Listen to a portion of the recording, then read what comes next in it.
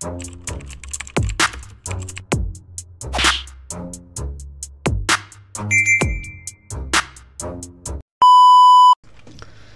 what's up mga kumag, I'm back, ang inyong online judge, walang iba kundi Judge Jinan. Okay guys, M-Site vs MR. Alam ko marami nag-aantay sa review ko sa battle na to kasi nung nilabas to, marami na agad nagsi-comment na boss, M-Site vs MR na agad.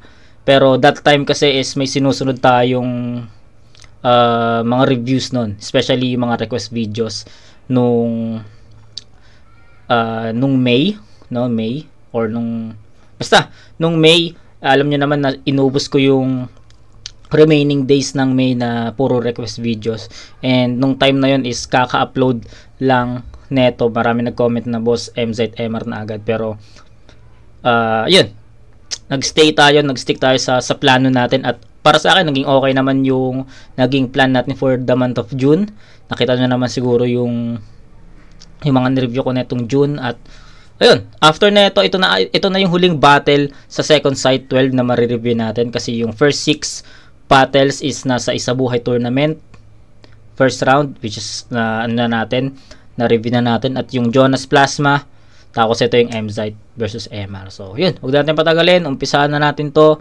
Let's go. Hindi niya mauna si MR Industria non-tournament. Okay, so bago tayo mag-umpisa, ulitin ko lang, dikit yung laban na to. Either way talaga yung battle, pwedeng kay MR, pwedeng kay M-Site. Ako, nung live, nagtanungan kaming, di ba sabi ko nga sa inyo, may nanood kami ng live, tapos 3 kami.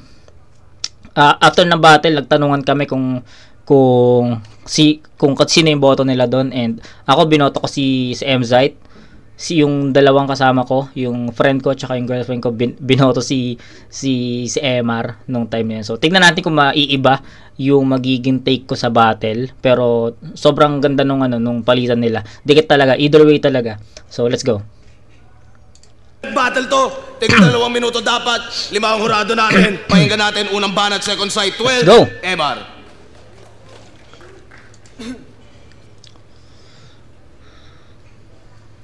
Bakit? Anong nasa isip nyo? Iniisip nyo kung anong nasa isip ko? Ang nasa isip ko'y wala kang isip. Letrahan mo para lang sa mga mangmang. Isa ka sa punot dulo, kaya ang teatrong pugutan ng ulo ay naging peryahang masangsang. Wala kang isip, M-Site. Masisiba ka ngayon ng sibik at kultura at agham. Sobrang liit pa naman ang bukabularyo mo at ang bao mo'y pinamamahaya na lang ng langgam. Tapos ito ang estilong kinaugalian na ginahas at gasgas na gasgas na gasgas na gasgas na gasgas na gasgas na ng marami. Ito ang inyong estilong kinaugalian na ginahasa na ng marami. Mga baduy kayo, sabi ni Rame. Hindi na dapat pang dumami ang mga nangangating mga palad, ngunit naghuhugas kamay. Kunwari, sasalaksakan kita ng maka, lumang panitikan, total wala ka namang maka, bagong nasasabi. Taimtim kitang kakatayin dyan sa lugar mong komportable. Kokonektahan kita ng morpemang ang kuryente ay doble-doble, at kung sasabihin mong hindi ito rekta ay mahina na ang iyong kable.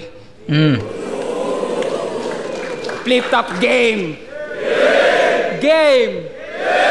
Kanina pa. Kaso yung tornilyo ni M-Site, kalawangin na, hindi na mapihit. Sobrang bagal ng evolusyon mo sa paglaki ng ulo, pabata naman ang isip. Sa kakarampot na salita, pa ikot-ikot lang, pa ulit-ulit. Nagtandaan at nag-idara ng mga linya, ganun ka pa rin gumuhit. Huwag ka nang umukit, hindi ka bumabakas. Pangunahing tauhan nyo, mauuna pa sa pangwakas. Nasa pulso ka magsulat. Nasa pulso to magsulat, rima ko tagalaslas, taga-tahika ng rima, boses ko ang taga-sastas, taga-Cavite ako'y sadyang matayog aking balangkas, na kahit ikaw ay nasa taas, aking maibababa. maiba, balangkas. May nag-iisip ng ererebat.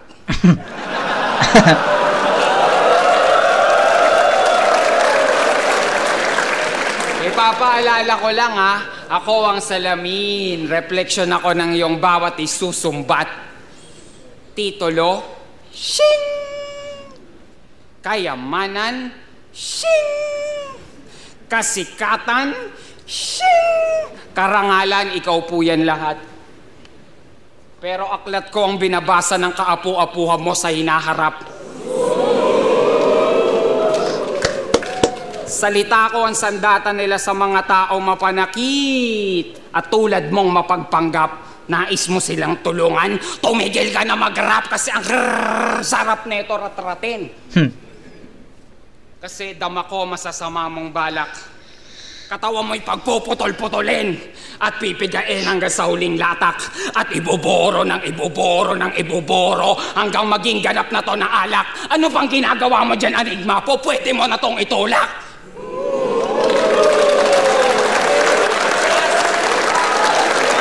Okay, so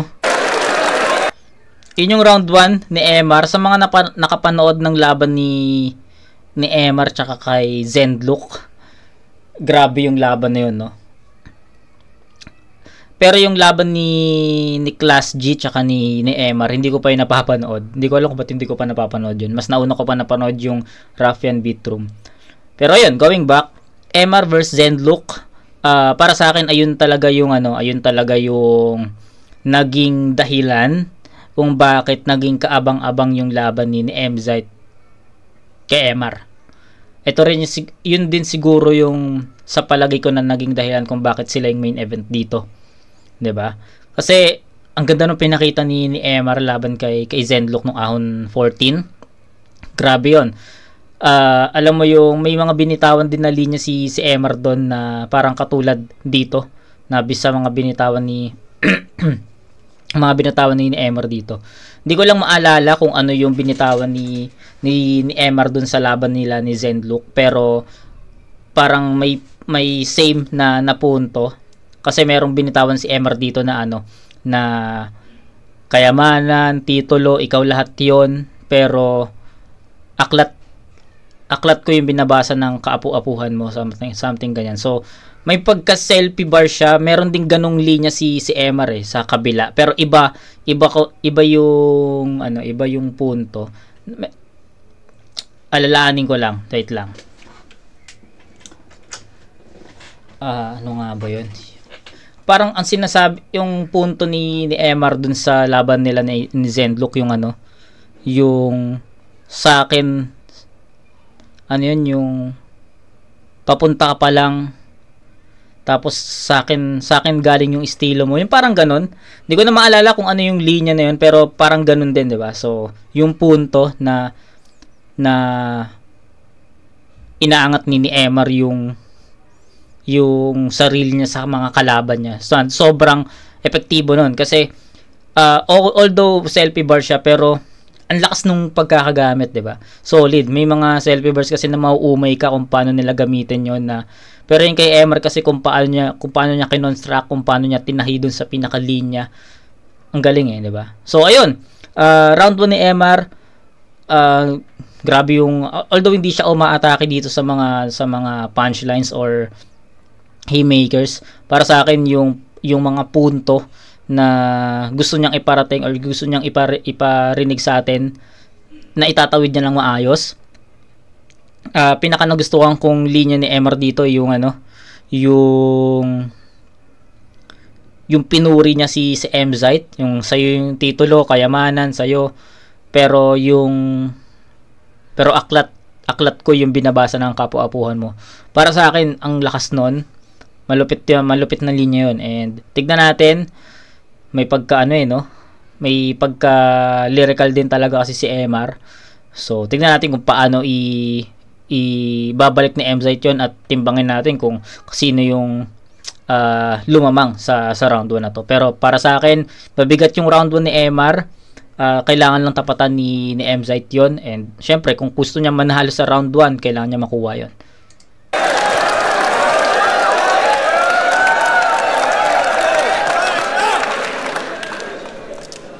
magaling. Kaso ayun na yun, yung sulat mo, naging peryahan lang naman tong entabladong to nung dumating yung leon na katulad ko. Sabi mo sa laban mo kay, anong pakiramdam ng panghuling laban? Nakakabagot? Nakakainip? Ano ang kahulugan? Ito ang sagot dyan. Andito ka na sa level kung saan magkakasubukan kung tunay bang may kabuluhan o baka naman hindi lang dinadalaw ng antok kaya nagkakagulo yan. Ngayon magkakaalaman kung kaya mo bang lumikha ng ingay sa oras ng tulugan. Hindi mo ba natunugan? Ako ang pumili ng labang to para malaman ko nga mga buto mo ay matitibay talaga. Kaso dinig ko ang tibok ng puso mo na ang himigay ka ba, kaya hinihingi pa lang kita, alam kong bibigay ka na. Gusto mong malaman ang pagitan natin, ikay lumapit. Yun lang. So, yun yung mga first lines na inispit ni Emzite. And mas klaro, mas direkta yung atake niya. Nagustuhan ko kagad yung hinihingi pa lang kita, alam kong bibigay ka na. Galing, ganda nun. Magandang ano yun, magandang linya yun. And umpisa pa lang to, no? Marami pang lines na ispit si Emzite, pero sa linya na yon, grabe yung ano nun, yung weight nun, yung bigat nun. Tibok ng puso mo na ang mga buto mo ay matitibay talaga. Kaso dinig ko ang tibok ng puso mo na ang himigay ka ba, kaya hinihingi pa lang kita, alam kong bibigay ka na. Gusto mong malaman ang pagitan natin, ikay lumapit, halika. Kung puno ka ng pang-uri, yung sa'kin pandiwa. Di lang basta gamit ng rima, balakaret ng sima. Di ba susukat ang talas ng dila sa gamit ng wika, kundi sa lalim ng hiwa. 10 taon na akong narito, may ilan na ring humarap sa akin na napahamak. At sa kakahanap, ang natagpuan ko ay balon. May lalim na walang lawak. Tila isang kahig, isang tukang, nakayukot, nakanganga. Nagtrabaho ng isang buwan para lang sumahod ng may mga kamaong nakasara. Gusto mo ng sunod-sunod na sapakan o kung gusto mo, sagpangan. Kaso mawawalan to ng pangalan. Dahil pagtapos, baka hindi nyo na makilala tong Ginoo sa aking kanan o kahit sa stilong. Okay, so sagpangan, PSP, yung reference.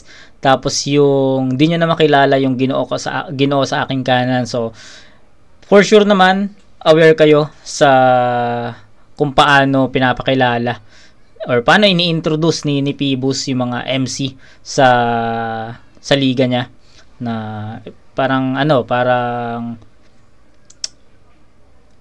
paano ba to?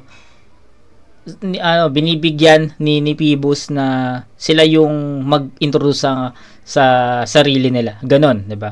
So ngayon yung ginamit na referensya ni Emzite sa sa linya na to. Kaso mawawalan to ng pangalan. Dahil pagtapos, baka hindi nyo na makilala tong Ginoo sa aking kanan o kahit sa stilong kaliwaan. Alam kong mainit ka ngayon. Kada laban ay kapanapanabik ng araw. Kung apoy mo ay santel mo, ako'y palaging handa sa papalapit na araw. Kaya laging sayang lang ang mga naubos mong alak at usok. Balikan ang tinansya mo. Sa akin ka makipagsunugan ng baga, iiwanan kitang abo. Sunog, baga, abo, alam mo. Kailan may hindi ito magiging handa sa dilubyong daladala ko. Kung hangad mo ay kasikatan, pasensyahan, hindi mo na panahon to. Mas magaling, mas may napatunayan at narating ako sa'yo. Hayaan mo lang na magyabang ako. Dahil sa oras na tumigil ang hangin, ang lagay mo alanganin at nasa mata ng bagyo. Mahilig ka sumilip sa hinaharap, tama? Hindi mo ba nasilip ang gabing to? Kung saan may nakita kang silid, paulit-ulit ang katapusan, tila inutangan niyang hindi na inimik. Tila panaginip na hindi nakapikit, hindi makasigaw, nakatahikan niyang bibig. Sa dulo'y may lagusan at ako ang nakaharang, kung kaya't wala nang nakaraan. Siya ay hindi nakabalik. Pero pagbibigyan kitang panandalian, lingunin lahat ng alaala mo matapos kitang balian ng leeg. Nagkamali ka ng dinig. Inaasahan mo ba'y walang humpay na panlalait at komedya? Ako ay titigan mo ng mata sa mata. Malas mo at hindi ako naparito para magpatawa. Wala akong puntong ligaw, di man bubulahaw ng tulog, walang sisinuhing iba. Laman ng sulat ko'y purong ikaw, kaya hindi lang durog, pipinuhin kita. Galingan mo. Tang ina mo.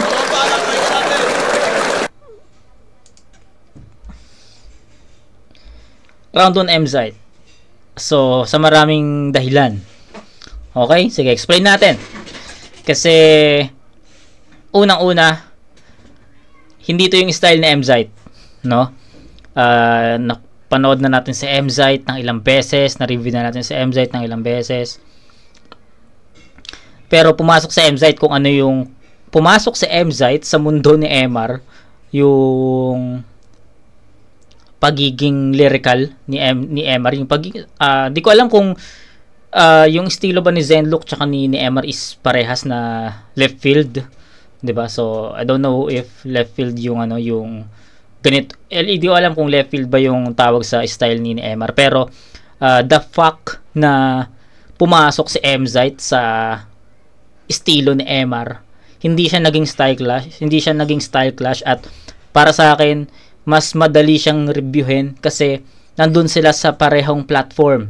Doon sila sa nakatayo sila sa magka-level na platform. So para sa akin hindi ako mahihirapan na ma-distinguish kung sino yung lumamang sa ganito o lumamang sa ganyan. Syempre yung inaasahan ko na M-Site nung live is yung typical na bumabara, nag-wordplay, may mga jokes, 'di ba? Ganon. Kaso nung nagulat ako nung napanood ko to ng live, at mismo dito mas malinaw na kasi to diba? Mas malinaw, pwede kong i-backward kapag may mga hindi ako naintindihan. So round 1 na M-Site, masasabi ko na mas maraming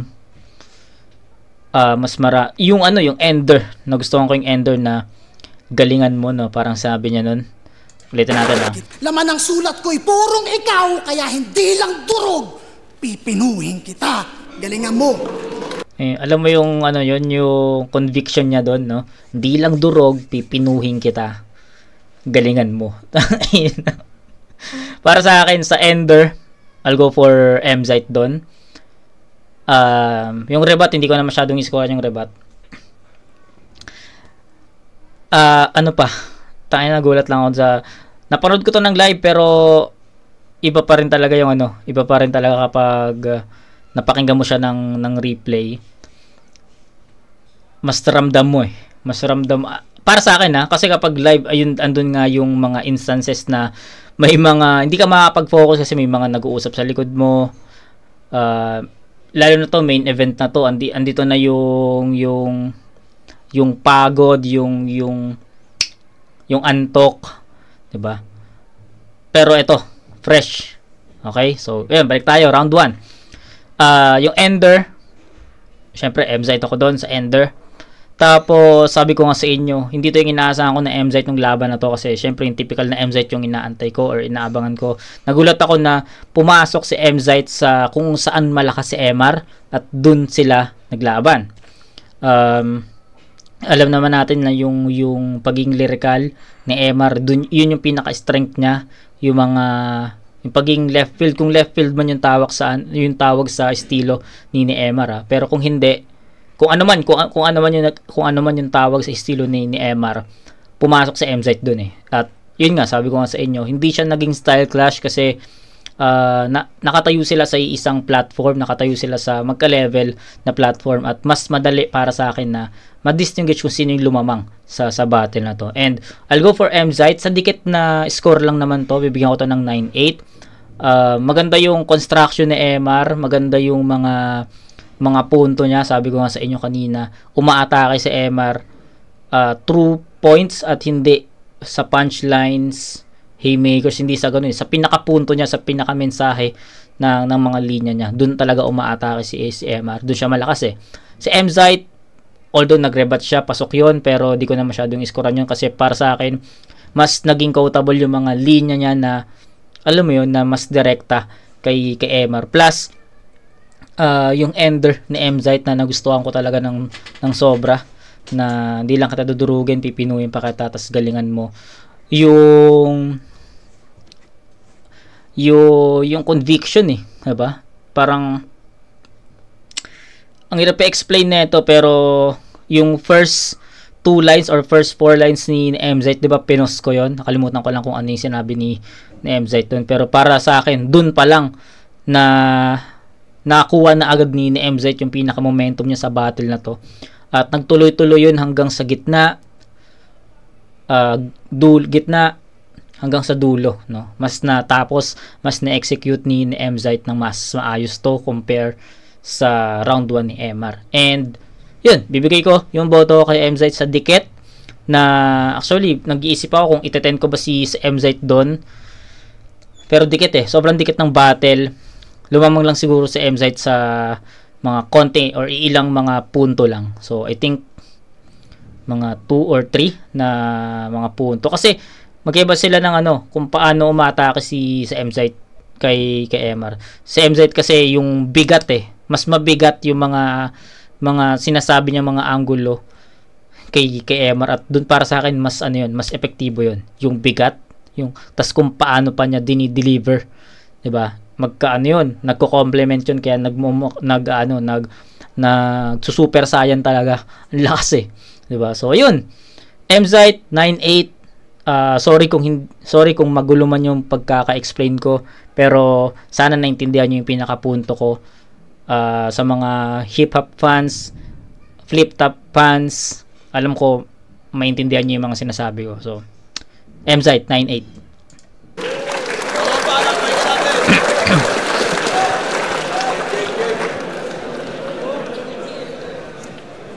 Oo nga naman.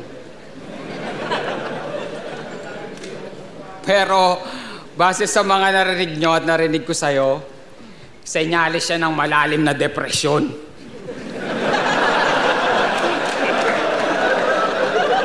Natural, depresyon, hindi halata.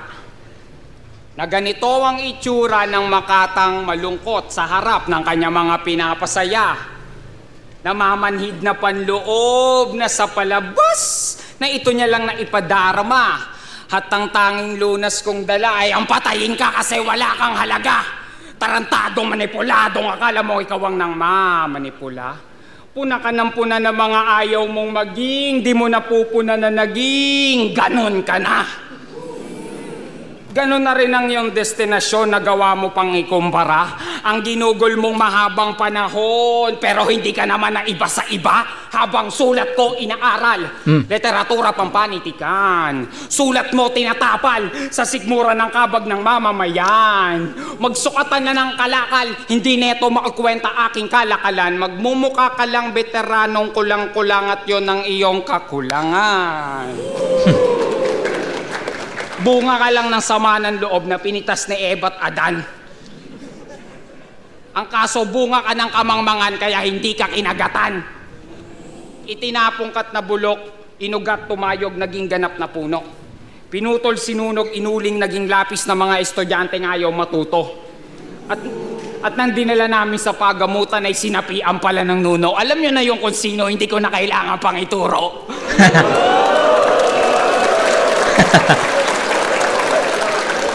Bagkos, iduduro ng iduduro ang sulating nakasistema. Yung pantig, dinig na dinig, kapareho at kapareha. Nakakasukan at nakakasawa ang mga luto mong ibinibenta. Panlasang elementarya sa edad mo na 30, inang M-site yan. Ang bango pa naman ang pangalan mo. Ang lansalang pag binabanggit. Ngalan ng Serene sa gubat na nais ni Sendlok mabingwit. Kaya naman pala may buntot, hasang at kaliskis. Nahuli sa sarili niyang bibig sa kakabungis-ngis. Pues magtitiis ka sa tistis na hindi nagmimintis. Pinong-pinong pang is-is, ninipis to kahit lumihis. Itong abnoy, bubuhusan ko to ng barnis. Sisilabang kita habang pinaghahataw ka pa ng arnis. At big kiss, na nagbabaga mga bakalan sa katawan mo ililingkis. Sabay ipapao kita sa krus nang maalala mong ikaw si Chris. Ikaw si Chris, no? So, alam naman natin, pangalan ni MZ is Christian. Di ba? So, ayun. Sa preference ko kasi baka maraming mag-comment dito na baka tinulugan mo yung linya ni Emar na ganito, tinulugan mo yung linya ni Emar na ganyan. So sa preference ko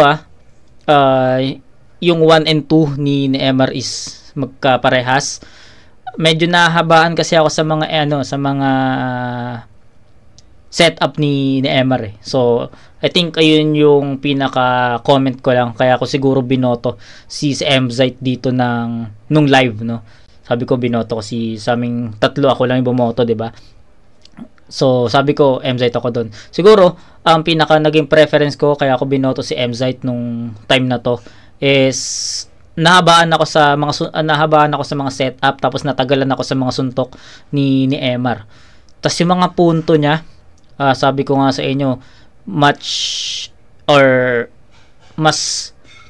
umi-score si Emar sa mga mensahe at saka sa mga punto So I think natagalan ako sa pagdating ng mga ganun, no. Okay yung mga setup flawless, pero pagdating do sa sa pinaka punchline parang hindi enough para mas ma-deliver or mas malakas yung maging impact nun. Siguro ayun lang. Ano pa?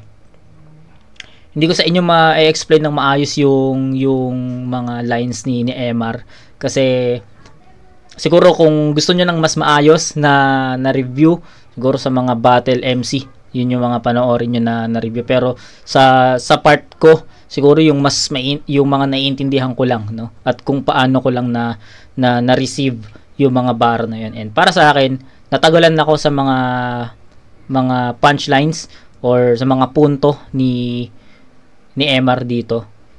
Parang hindi pa, para sa akin hindi pa nakuha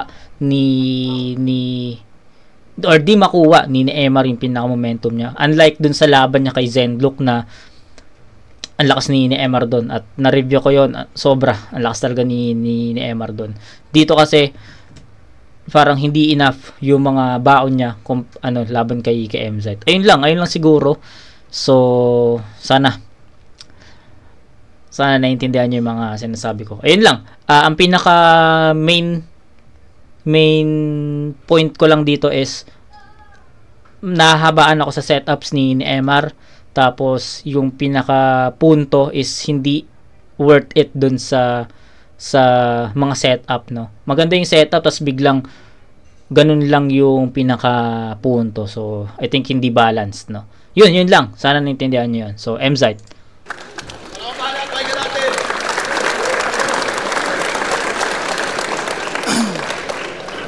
Napakahusay mo magturo. Matalim ang diksyonaryo. Kaso nagkamali ka ng turo, maghanap ka na ng matinik na albularyo. Yung mga katulad mo ng estilong panglaban, puro na lang ako ang. Mga alanganin bagsakan, kaya isa-isa nang nakomang. Para nga pa sa sining at masabing ikay higit na magaling sa kanila. Kaso nga lang kung madali lang mahambing, paano naging kakaiba? Purong Tagalog, pero pagkatapos ng kada ikot, sisigaw ng time. Wag mo ikaila. Asa ng paninindigan doon? Nabali na yung dating di magiba.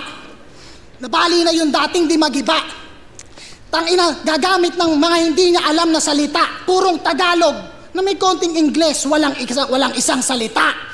Mag-iipon na malalalim na kataga, tagpi-tagping pagsasamahin. Kung kaya't nagiging patapon, mali-mali pagkakasalin. Huwag nyo sa rima ibase, dapat may kalakip na imahe, kahit pa ilalim na dinali. Gato maging ibang klase, sa paggamit lamang ng tulay may naitawid na mensahe. Galit sa mga mababaw, na dapat ngay magpasalamat ka na lang at sila ay yakapin mo. Isipin mo na kung wala yung mga yan, walang basihan yung lalim mo. Masisisi mo ba ang ilan na kung yun ang napili nilang daanan? Sa mata mo'y kahinaan at kapintasan, samantalang isa ka sa naaambunan ng pakinabang. Komedya ang unang tinangkilik sa liga, tama? Mga panoong hindi pa kami nahanap ni Enigma. Hindi naman kami nagtatago. kung saan bilang pa lang ang malalalim at mga lirikal na naglalaro. Hanggang sa unti-unti nang naging pantay ang pagtanggap at hindi na nagkalayo. Ang punto ko dito, wag kang bano. Kung walang mga namuhunan, walang industriyang lalago.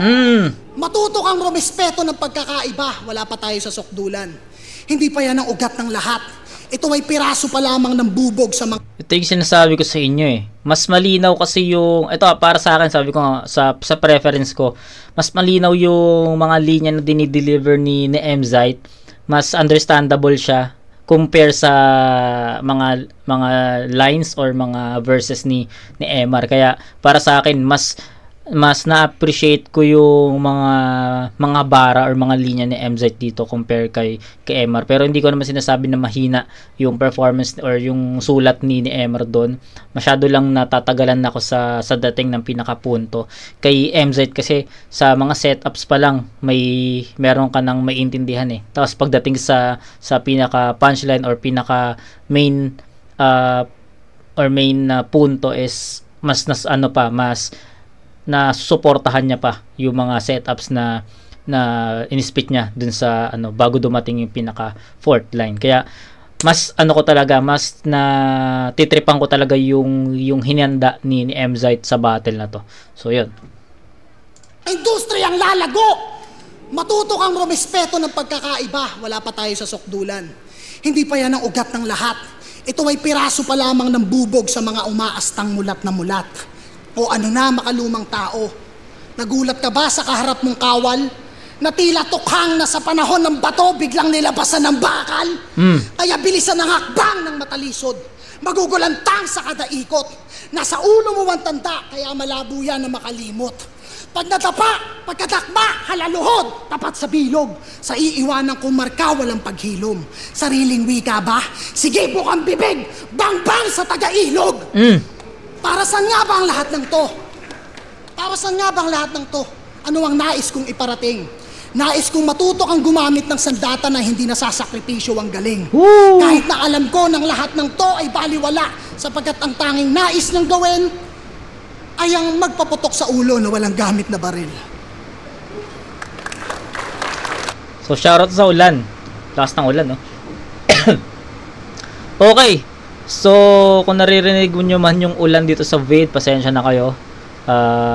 Hindi pa maayos yung pinaka room natin para sa ganito. Pero soon. Okay, so going back, talaga mas malinaw talaga kung paano sinasabi or dinideliver ni Emzite yung pinaka punto niya sa laro na to. Kaya I think yung 1 and 2 ni Emzite parehas, yung 1 and 2 ni Emar parehas. Sabi ko nga sa inyo, hindi ako masyadong mahihirapan sa pag-distinguish ng laban na to kasi pumasok sa Emzite sa estilo ni Emar eh. And si Emar naman is nag-stick siya sa pinaka-estilo niya. Kaya mas ma-distinguish ko kung sino yung mas umangat na linya, may malakas na linya, 'di ba? So, hindi ako mag-a-adjust na kailangan kong i-distinguish yung style ni Emar, yung style ni Emzite at magkaroon ng pinaka main point, no, or main style. 'Di ba minsan ganun tayo kapag style clash, sinasabi natin na kailangan magaling si Emzite sa ganito, magaling si Emar sa ganito. Ngayon kasi hindi, kasi kung ano yung style ni Emar, dun nakatapak si Emzite. At para sa akin, mas effective, mas understandable, mas malinaw, mas kumokonekta yung mga linya ni Emzite dito compare kay Emar. Mas nagustuhan ko din yung mga setups ni Emzite doon, na sa setup pa lang may mga punto na, may mga suntok na. Kay Emar kasi sabi ko nga sa inyo, natatagalan ako sa dating ng pinakapunto or mga punchline. So, yun. 9-8 pa rin to for me. So, 18-16. First 2 rounds, binigay ko na kay Emzite. Akala ko mababago yung ano ko dito, yung pagtingin ko sa battle na to, kasi sabi ko nga sa aming tatlong nanood dyan ng live, ako lang yung hindi bumoto kay Emar kasi yung girlfriend ko tsaka yung friend ko binoto si Emar doon. Ako sabi ko Emzite ako doon. So akala ko pag pinanood ko to magkakaroon ako ng glimpse na nga kay Emar nga yung round na to, or kay yung battle na to kay Emar. So first 2 rounds pa lang nakita ko na yun na lamang si Emzite pagdating sa mga effectivity, no? Mas effective at mas kumokonekta talaga si Mzite sa first 2 rounds. So ayun, round 3, MR.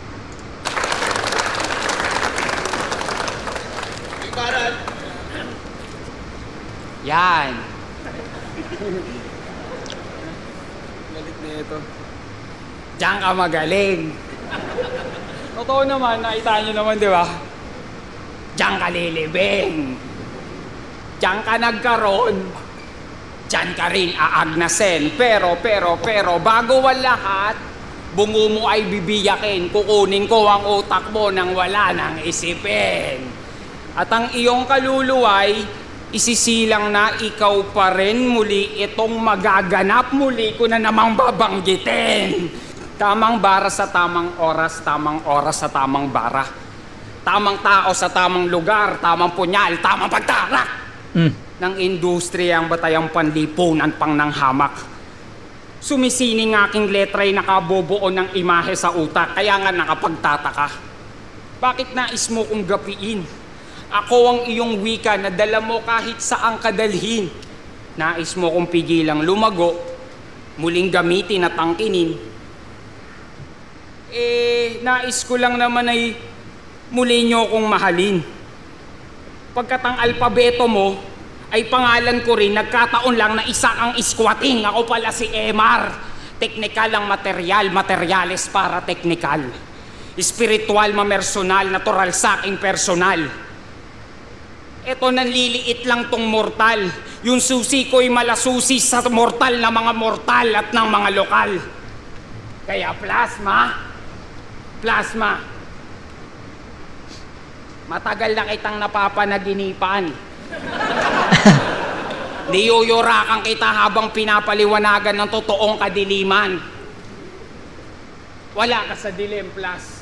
Nasa lilim ka. Kaya Paulo at Paulo, yung pangalan yung dalawa, iaalay ko sa aking ina, ibabalik ko sa Biblia. So ayun, Maalam ko. kita pala dito. So akala ko hindi makikita yung akala ko hindi makikita yung sa video yung hindi ko na sinabi kanina sa umpisa ng vid. Sasabihin ko sana na baka hindi kita, or sasabihin ko sana sa umpisa ng vid natin na kinuha ni MZ yung cellphone niya dito. So, para sa akin kasi less points yun kasi alam naman natin na bawal kumuha ng cellphone. Kung ano man, regardless kung anong gagawin mo doon. Kung may titignan ka or, 'di ba?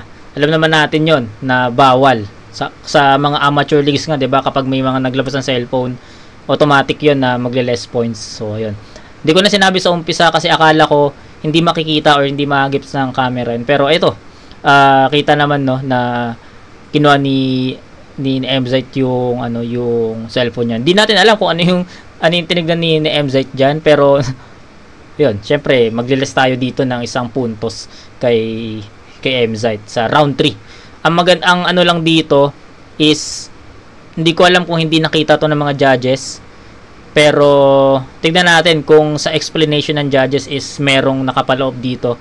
Pero ang hindi lang kasi to sinita ni MR Siguro kung sinita ni MR to, halimbawa nag-freestyle siya, nag-adlib siya dito na about sa pagkuha ni MZ ng cellphone. Siguro possible na maiba pa yung yung hatol ng judges dito. Kasi dikit to spoil ko na kayo. 3-2 yung score dito. No, natatandaan ko pa 3-2 yung score. Either way talaga. Pero ayun, siguro kung mas na-emphasize ni MR yung pagkuha ni MZ ng phone niya, baka mabalik pa yung yun. So ayun, pero para sa akin, magle-less ako ng 1 puntos kay MZ sa pagkuha niya ng cellphone. Di natin alam kung tinignan niya ba yung sulat niya dito or hindi. So ayun. Iaalay ko sa aking ina, ibabalik ko sa Biblia. Maalam ko hindi ito ang pangalap mo sa aking maging. Pero hindi mo kasalanan na pinili kong maging kalawakan kaysa sa pagnanasa mo sa aking maging isang bituin. Pero sa'yo ko nang galing, ma. Kaya kong higitan ang mga kaya mong gawin. Kaya kong patunayan na mas makinang ang bituin sa pinapangarap kong dilim at isa ka sa patunay. Isang bituing lumilikha para sa akin. Dilim ko ang patunay na ako ang nasa likod ng kinang ng mga humahamak sa akin. Dilim ko ang patunay na ako ang kulay sa mga piyesa ng mga itinatapat sa akin. Pagkat ang kadiliman mo ay kaya kong yakapin, kaya kong gunawin. Dito ko nasusukatin at kaya wala ako sa isa buhay. Para katayin ka't hindi na buhayin. Sa aking kamay ka mamamatayan na napatunayang pangitain. Patunay lang na ang pangitain ay kaya kong totohanin at yan ang pinagkaiba natin.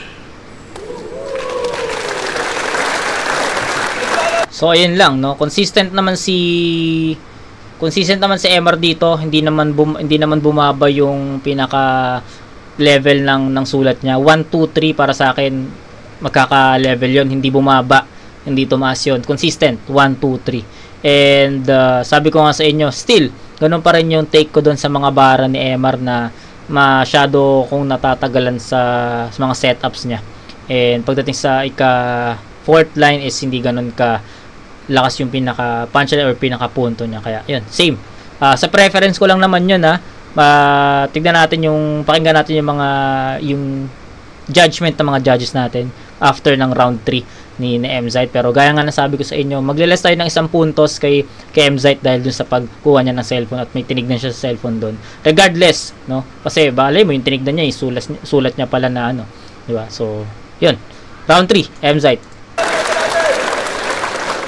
Tapos ka na? Tapos ka na. Mali ka ng tugon. Sinabi kong tapos ka na, hindi yung tanong. Maniniwala ka ba kapag sinabi kong kung ano ka ngayon ay ganyan kami noon? Kaso kung gusto mong tumagal, kailangan mo matutunang sumabay sa pagbabago ng panahon. Kaso ngayon, yung estilong akala ko'y limot ko na nanumbalik, pinagtuunan ng labis. Tandaan mong mas madiin ang sulat kapag mapuro lang lapis. Yung mga tunog magkakawangis, puro komedya, patayan tong inoohan mo. Sumigaw ka dyan at maglupasay hanggang mapaos. Sa digmaan, hindi inaalam kung sinong may mas mahusay na panday. Ang mahalaga, sinong buhay pagkatapos. Evolusyon ka baka mo? Gaano makalawak ang kagubatan sa dambuhalang alon ay lunod, lahat ay wawasakin. At ang tanging matitirang nakatayo ay yung may ugat na malalalim. Nangyari ang hindi inaasahan. Nakulong at nagtigil ang mundo, binalot ng sakit at kahirapan. Pinilit na gawa ng paraan na maibalik ang mga laban. May salapi sa usapan, pero hindi salapi ang usapan. At nung nanumbalik na sa normal, kanya-kanyang pasiklaban, nagsisiga-sigaan. Hoy!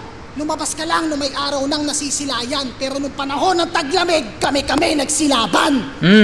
Nasaan ka nung ang sinasakyan mo muntik na mahulog sa bangin dahil may problema sa pagtakbo? Nakatulala ka lang. Di ka man lang kumuha ng pangkalso. Enigma, wag naman sana. Sakali na ang industriya ay muli mang magingalo, putang ina mo, walang iba, kami pa rin ang sasagip sa'yo. Malutong ba? Malutong ba? Yan ang kaisa-isang murang na isulat ko. Ngayon mo sabihin na wala akong pagmamahal sa kulturang to. Sige kayo na, mga pinakamalalim, matalim, nakakaaliw, at mga nararapat na idolo.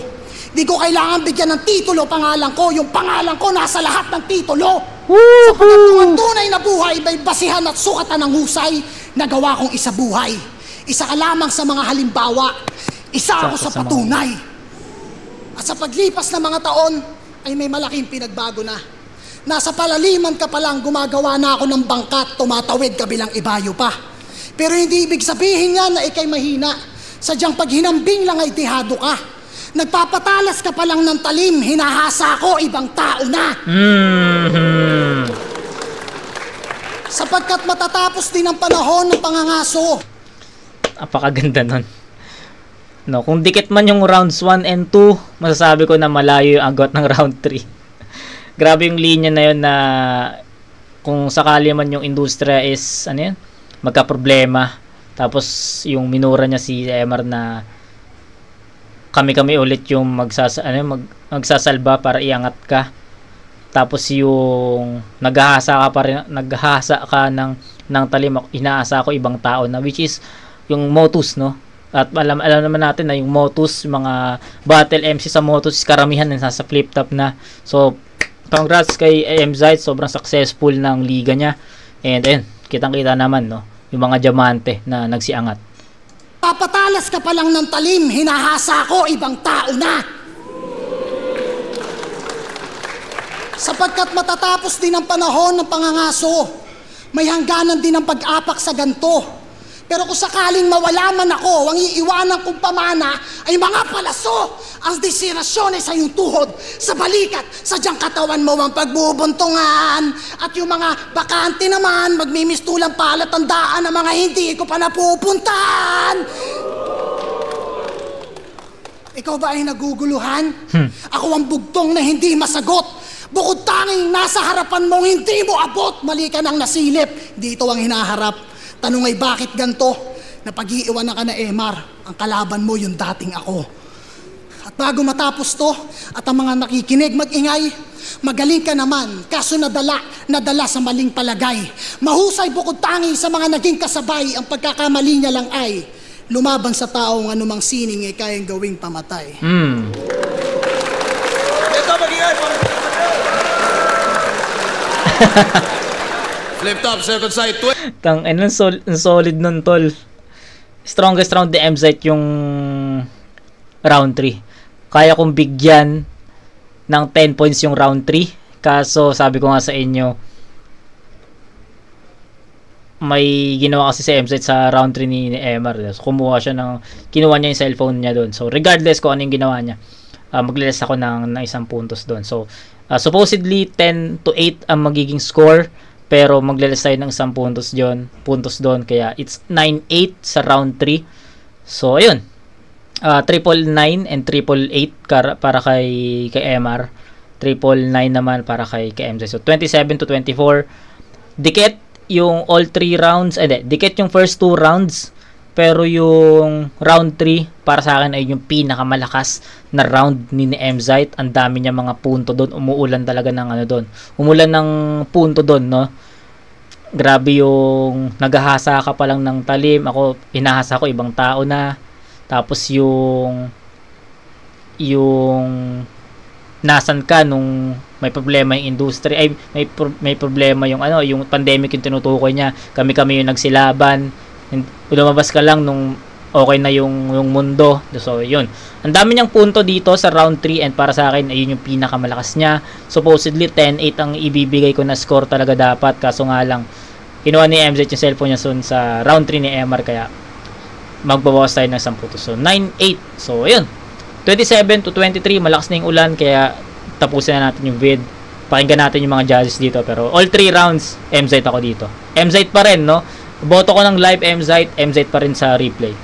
12, MR Industria versus MZite. Mag-iayos pang beses para sa kanilang pareho.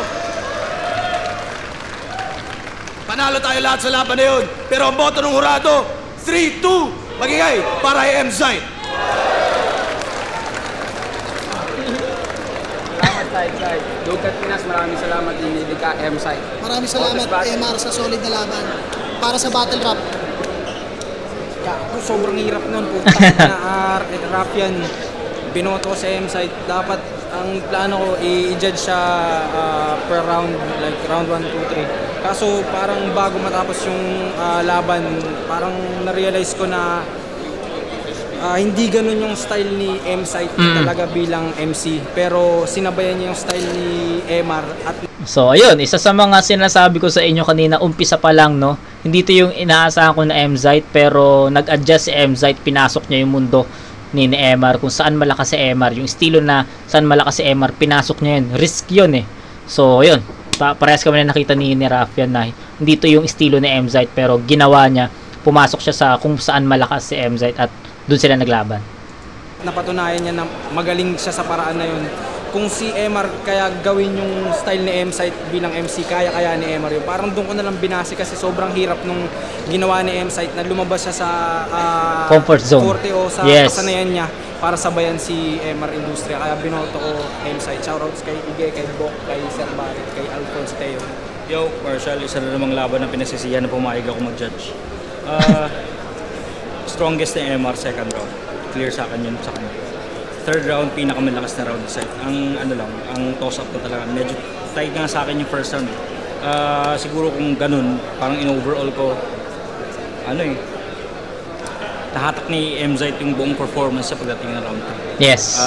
That doesn't mean na parang nakain yung buong rounds ni MR. Pero kung overall mo titingnan sa lahat ng elements ng battle rap, kung paano yung rap talaga na mas pasok sa akin for battle rap. Kaya si M-Zite yun, binoto ko M-Zite. Round 1 para sa akin, klaro na pinakamalakas ni M-Zite, ni MR pala ni MR. Sinabayan talaga siya ni M-Zite buong battle, pero round 1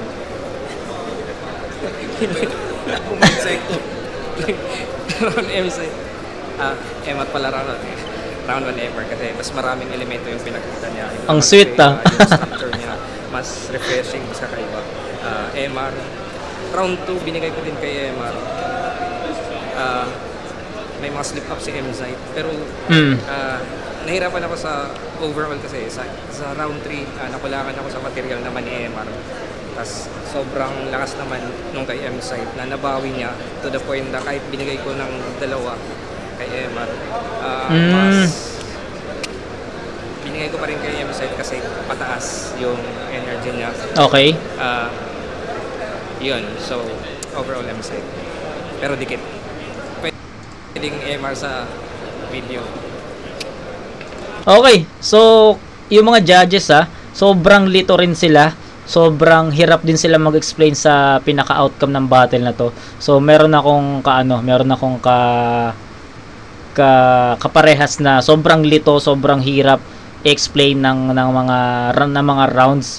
Pero yung explanation ni GL kasi first 2 rounds binigyan niya na kay MR, pero ang sinasabi niya dito is yung pinaka round 3 kasi mas malaki yung lamang ni M-Zite na to the point na yung lamang ni M-Zite sa round 3 is hindi pa rin yung lamang ni MR sa 1-2 is hindi enough para matalo yung round 3 ni M-Zite. So ganun yung pinaka punto niya. Naintindihan ko yung punto ni GL doon kasi sobrang hirap talaga ng i-judge ng battle na to. Sa judge sa M-Site versus M.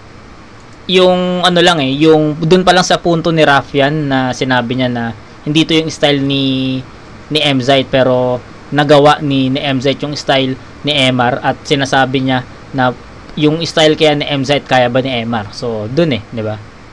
Yung industriya, unang-una sobrang saludo sa ginawa ni M-Site na tumawid siya sa estilo ni MR. Pero yun din. 1-2-1 ni MR yun. Pareha sila ng-atake pero strict pa rin yung ginawa ni MR. Mas marami pa rin kakaiba sa ginawa niya. Mas tumatak siya sa akin. Pero round 3 kay M-Site yun. At kahit sino manalo, sobrang deserve na pareho, sobrang galing. Pero MR hindi ko.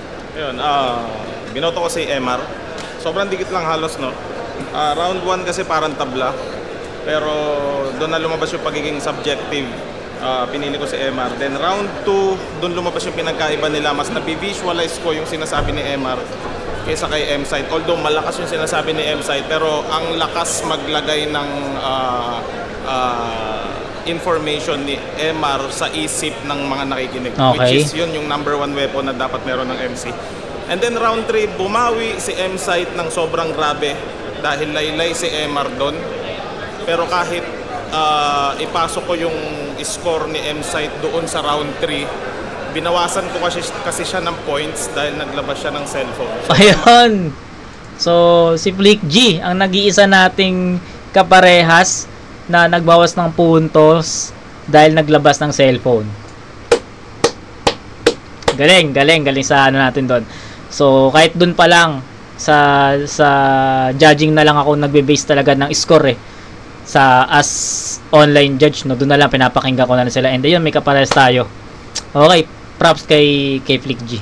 MR Industry.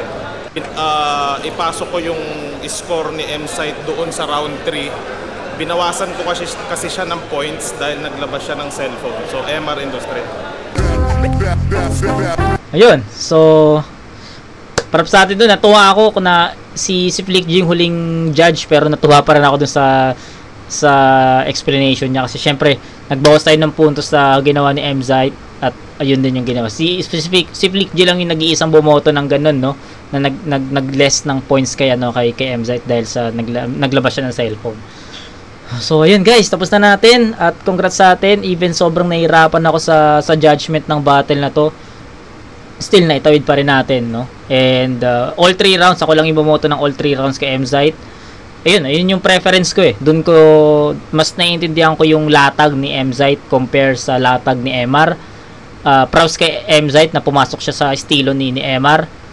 And syempre congrats pa rin sa pinakitang performance ni MR. Hindi mahina yon, malakas yon. Sa preference ko lang talaga is sobrang natatagalan lang ako sa mga punto niya. Okay? So yun, Mzite all 3 rounds 27 to 24, supposedly 28 yon, kasi 10 points talaga yung round 3, pinakamalakas niya yon. Agree rin naman yung mga judges natin doon na yun yung pinakamalakas niya, pero para sa akin Mzite. Okay, so kita-kits tayo sa next na review. Gusto ko mapanood na yung Husky versus Acer, so pahinga lang ako tapos go na ulit. Okay, kita-kits tayo doon mga kumag. Peace out.